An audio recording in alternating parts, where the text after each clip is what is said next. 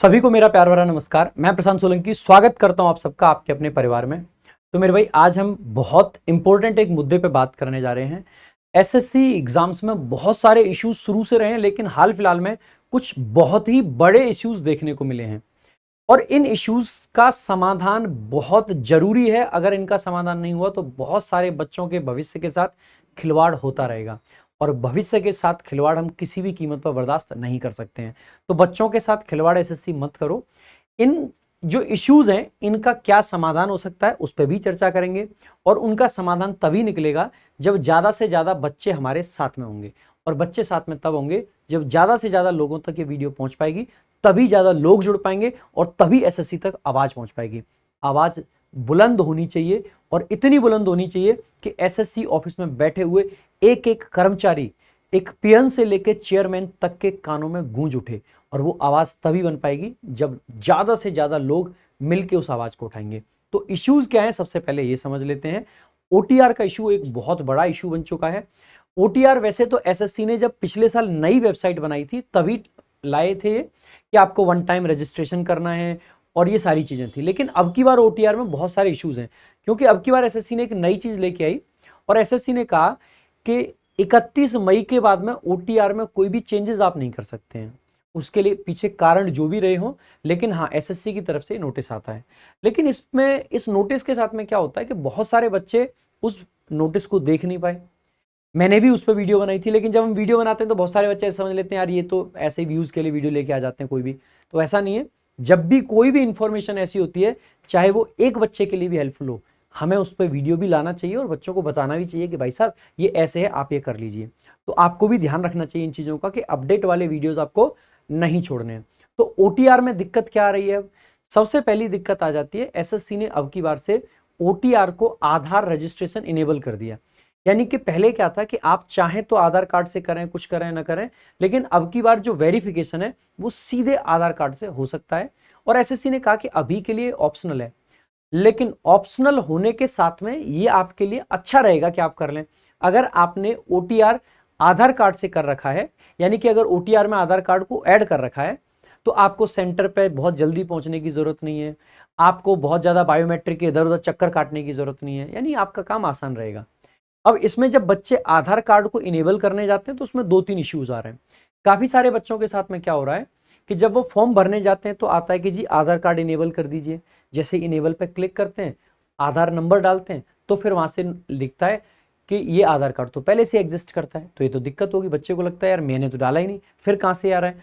क्योंकि एसएससी की तरफ से एक पॉलिसी और है, एक आधार कार्ड पे एक ही ओटीआर किया जा सकता है। जिस प्रकार से 10th और 12th के एक रोल नंबर पे एक ही रजिस्ट्रेशन होता है, वैसे ही यहाँ पे भी है। तो इसमें काफी सारे बच्चों के साथ में गड़बड़ हो रही है। एसएससी को इसको एडिट करने का और इसको सही करने का कोई ना कोई ऑप्शन निकालना चाहिए। हो सकता है एसएससी के सिस्टम में ये एक बग हो कि अब तक आधार कार्ड नहीं डाला है, उसके बाद भी ऑलरेडी रजिस्टर्ड दिखा रहा है। अगर ये बग नहीं है और पहले से अगर आधार कार्ड उस बच्चे ने डाला हुआ है, तो एसएससी को इसको ऑटो इनेबल कर देना चाहिए। उसमें बच्चे का फिर कोई रोल ही नहीं रहना चाहिए अगर उसने पहले से डाल रखा है तो इन समस्याओं का समाधान एक तो ये होना चाहिए। दूसरा, क्योंकि जो एडिट करने का ऑप्शन था वन टाइम रजिस्ट्रेशन को, वो 31 मई तक था।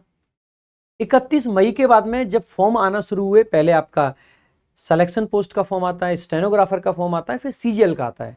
अब बच्चा जब फॉर्म भरने जाता है, बच्चा कहता है कि यार पिछले साल तो मैंने यूआर से भरा था, बट अब की बार तो मैं ईडब्ल्यूएस से भरना चाहता हूं। लेकिन कैटेगरी चेंज करने का ऑप्शन फॉर्म भरते टाइम नहीं आता है, क्योंकि वो तो ओटीआर के टाइम पे ले लिया था। या ऐसा भी हो सकता है कि किसी बच्चे का पिछले साल ईडब्ल्यूएस में था, अब की बार वो जनरल में काउंट होना है, अब कैटेगरी कैसे चेंज करे? जब नोटिफिकेशन आया था तब उसने ध्यान नहीं दिया, चेंज नहीं कर पाया। या काफी सारे बच्चे जिन्होंने नया रजिस्ट्रेशन कराया, उनके साथ में भी एक इशू हुआ कि साइबर कैफे वाले के पास गए, रजिस्ट्रेशन करवाया, मम्मी के नाम की स्पेलिंग गलत कर दी, या किसी का 10th का रोल नंबर गलत कर दिया, 12th का रोल नंबर गलत कर दिया। अब वो बच्चे क्या करें? एडिट करने का ऑप्शन ही नहीं है, वो तो 2025 के सारे एग्जाम से बाहर हो जाते हैं। तो ये मेजर इशू है कि नहीं है? और ये इशू किसी के साथ भी हो सकता है। अगर आप खुद से सोचिए, फॉर्म भरते टाइम किसी भी बच्चे से गलती हो सकती है, इसी के लिए तो एडिट करने की विंडो मिलती है। तो ओटीआर करते टाइम गलती क्यों नहीं हो सकती? बिल्कुल हो सकती है। सो उसको एडिट करने का ऑप्शन एसएससी को देना ही पड़ेगा। ओटीआर को कभी भी एडिट किया जाए, एसएससी को कुछ ऐसा सिस्टम बनाना पड़ेगा। तो एक तो ये ओटीआर में और भी बहुत सारे इश्यूज हैं। ओटीआर में काफी सारे बच्चों के साथ में मेल आईडी का इश्यू आ रहा है, तो काफी सारे के फोन नंबर का इश्यूज आ रहा है। ओटीआर में बहुत सारे इश्यूज हैं। इसका सबसे बड़ा समाधान ये है कि एसएससी को अपने सारे टेक्निकल ग्लिचेस हटा देने चाहिए, और दूसरा ओटीआर को एनी टाइम एडिट करने का ऑप्शन एसएससी को दे देना चाहिए। ठीक है, तो एक तो ओटीआर इशू है, सीपीओ रिजल्ट का इशू है जिस पर हम बात करेंगे, एज रिलैक्सेशन का इशू है। अगर ओटीआर इशू की हम बात करें तो देखो काफी सारे मैसेजेस, इस तरीके के मैसेजेस से पूरा का पूरा व्हाट्सएप भरा हुआ है। यहाँ पे एक बच्चा कह रहा है कि सर ओटीआर नहीं कर पाए थे, अब ओटीआर हो ही नहीं रहा। ये भी एसएससी को देखना चाहिए। अरे जिस दिन फॉर्म भर रहे हैं उस दिन ओटीआर करने दो ना, क्या दिक्कत हो रही है? कोई दिक्कत नहीं होनी चाहिए। तो ये सब नहीं होना चाहिए। इसके अलावा मैंने आज अपना एसएससी का ओटीआर करवाया, उसके साइबर कैफे वाले ने मतलब रोल नंबर गलत फिल कर दिया। ये भाई कह रहे हैं, ये कह रहे हैं कि ओटीआर नहीं कर पाया था, अब कोई सोल्यूशन बताएं। देखो ये जैसे भाई कह रहे हैं कि मतलब एक भाई ने कहा था यहाँ पे, ये रहा कि इस साल तो ओटीआर ऑप्शनल था। बेटा ओटीआर ऑप्शनल नहीं है, ओटीआर को आधार कार्ड इनेबल करना ऑप्शनल है, ओटीआर तो करना मैंडेटरी है। तो ओटीआर तो करना ही पड़ेगा, और एसएससी ने अगर विंडो ओटीआर की बंद कर रखी है तो उसको चालू कर दो, ये बहुत जरूरी है। और ओटीआर कैसे होता है मैं आपको दिखा देता हूं एक बार। ठीक है, जैसे ही आप सबसे पहले क्या करोगे, क्रोम खोलोगे, गूगल क्रोम। ठीक है, यहाँ पे जैसे ही आप एसएससी की वेबसाइट पे जाओगे तो ssc.nic पुरानी है, जीओवी वाली देख लेना आप। ठीक है, ये जीओवी वाली है, इसको खोल लेना आप।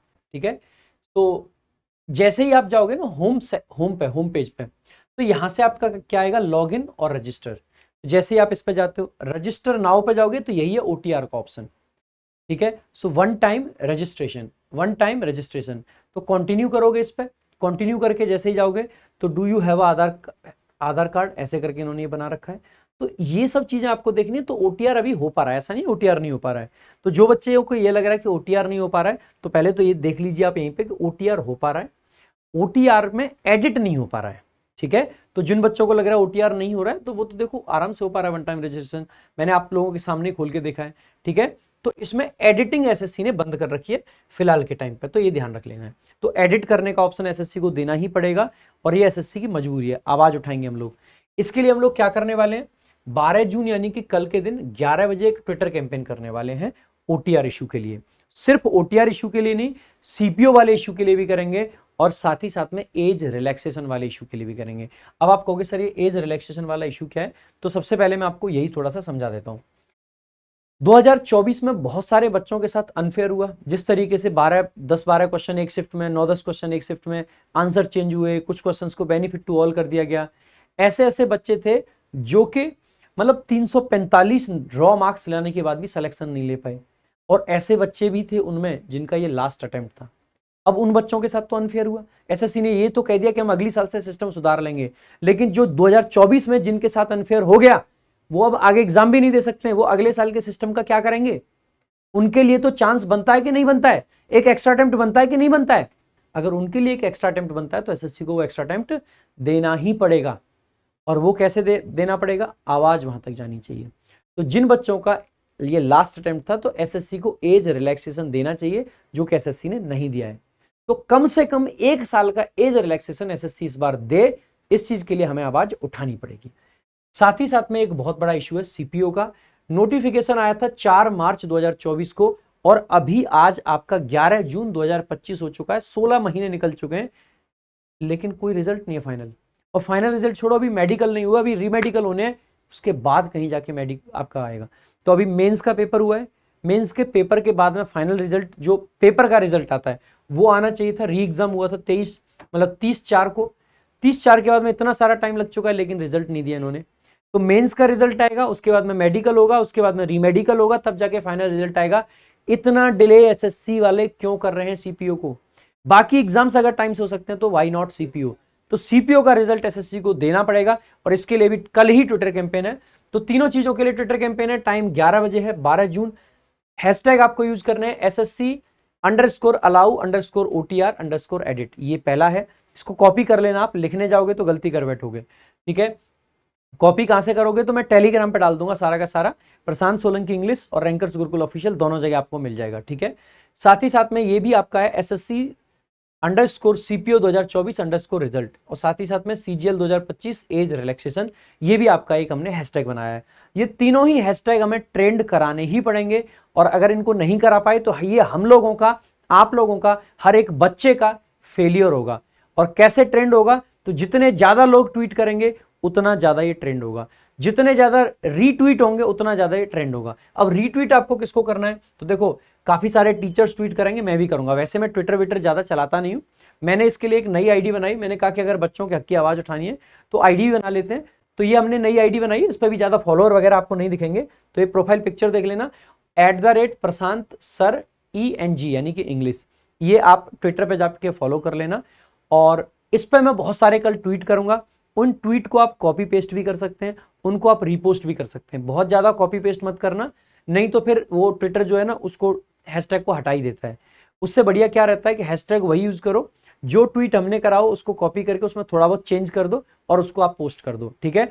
तो बहुत सारे ट्वीट आपको मिल जाएंगे। इसके अलावा हमारे रैंकर्स गुरुकुल वाला जो ट्विटर हैंडल है, हम इससे भी ट्वीट करेंगे, तो आप इसको भी जाके फॉलो कर लेना।